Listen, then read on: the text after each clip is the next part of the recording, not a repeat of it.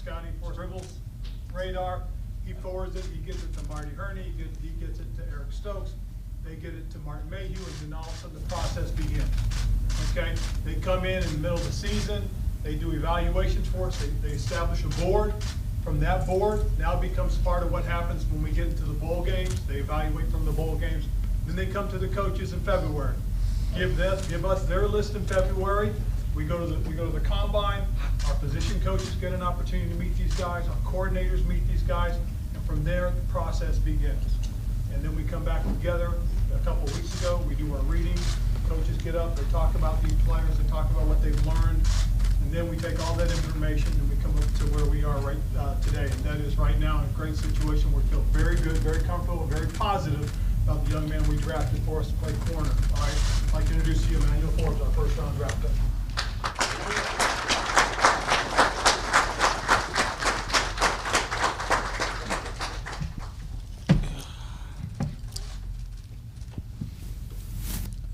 Emmanuel, hey, JP Finley from NBC4 and 106.7. We got to talk to you a little bit last night after you had just been drafted. I imagine those moments were kind of surreal. Now that you're in the building, meeting the coaches, meeting the front office folks, how does this all feel? It just feels so real, you know.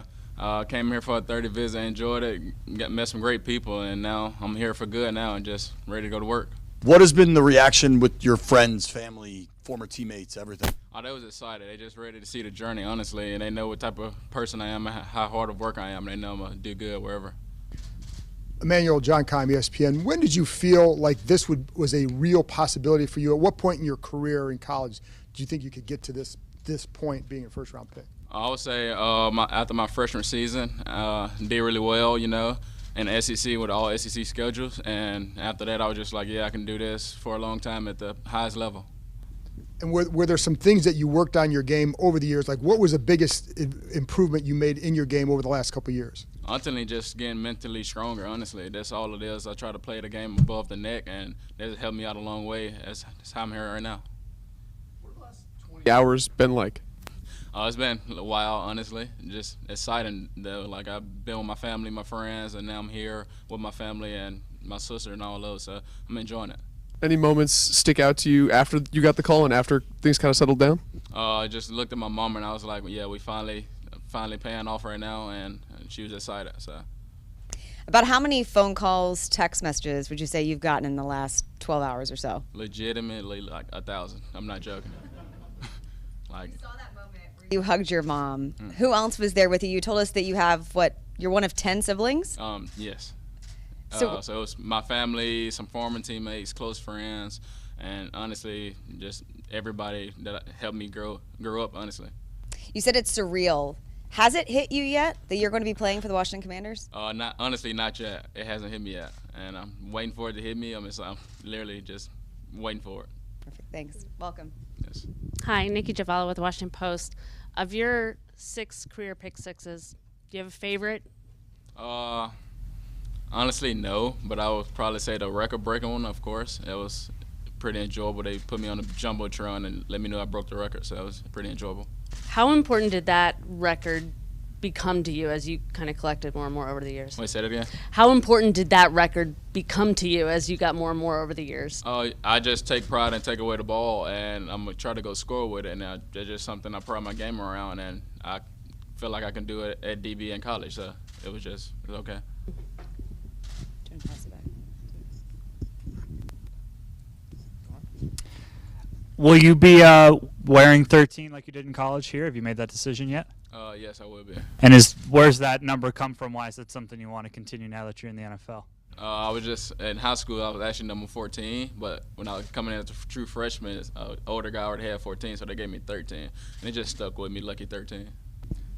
Ron was talking about last night how you kind of adapted to one of your mistakes by getting beat on a double move. Just what's your process like learning from a mistake and making sure it doesn't happen again and correcting it? Games is about learning, and teams are gonna do things, try to beat me in things, and I don't play for double moves. If it happen, it just gotta go back to my technique and my training. Does football run in your family at all? Yes, it does. Did you grow up, I guess, playing with brothers, siblings, family? I grew up playing with my brothers, watching my brothers play, honestly, and they just taught me younger how to play, honestly. How'd you settle into your position? So I was a receiver, but I also played a little bit of safety in high school, and I just wanted to play corner in college, so that's what happened. What's going on, Emmanuel? Scott Abraham, ABC7. Welcome to Washington. Obviously, I'm sure you've watched NFL your whole life in the last couple of years, probably just monitoring from afar. You've probably watched some games of the Commanders. What excites you about this team? You probably know some of the pieces already in place. What kind of gives you hope and optimism that this franchise is on the rise? They got a lot of smart, older vets, honestly, and the program is going up. So I know they play hard, play fast, and they coach well, so that's something that's good. Curious, did any Washington players reach out to you over the last couple of hours or kind of introduce themselves? I already knew Cam Dassler, and he just told me congratulations. Emmanuel, Steve Weiner from the Associated Press. What area of your game do you think grew the most in your last college season? Honestly, just staying focused, more focused, and putting myself in a better position to make plays on the ball. Hi, Emmanuel. Ben Standig with The Athletic. Congratulations. You obviously playing in the SEC, you going up against a lot of great receivers over the years, including guys like Devontae Smith who are in this division. How do you think that will help you with the adjustment to the NFL? And do any of those matchups kind of stand out to you? I wouldn't say a matchup stand out, but, in the SEC, you're going against the best receiver week in and week out, no matter who you're playing. And that's just how it's going to be in the NFL. You're going against the best of the best, and you got to compare, honestly. And with regards to the types of defense you guys played at Mississippi State, man zone, is one more comfortable for the other, or how would you sort of describe where you kind of fit? You think you fit best within a defense? Honestly, at Mississippi State, we had a lot of different coverages, so you had to be comfortable in all of them. So I wouldn't just give a specific, like I'm good at man or good at zone. So it's just a combination of both of them. Congratulations, Emmanuel. David Harrison from Commander Country. Going back to kind of Coach Rivera's story about how you're able to learn and kind of self-correct on the field, where does that come from? Is that just kind of part of how you're programmed, or is there like a coach or a mentor in your past that you can kind of pinpoint where you learned that lesson? It's kind of how I'm programmed, but I would give credit to my DB coach back at State, Darcel McBeth. He helped me out a lot, knowing that you always have something to work on and always have something that you can like focus in on. And then some players will talk about how they have kind of a personality off the field, but then when you get on the field, kind of a trigger kind of flips or a switch flips. Do you have kind of a persona on the field that you describe as a competitor? I'm a top-notch competitor, honestly, and I'm a real quiet guy off the field, but on the field, I'm ready to go. Just real quick, I wanted to ask you, who did you bring with you today? Could you introduce us? My mother, my girlfriend, and my little sister. Perfect. How was the flight? It was good. It was good. Nice. Scouts talk about you having really good instincts. What do you attribute to those instincts? Is that something you're born with? Is it tape? Where does that come from? Honestly, I can say that's something I was born with. But, I worked on it, like just working on my hand-eye coordination, things like that to help me get better. So it's something I was born with. This might be a little bit silly, but how did being one of 10 help you as an athlete? It's a lot of tough love. So, I had to battle for a lot of things in life, and they showed me the way how to do things, and it was fun, honestly.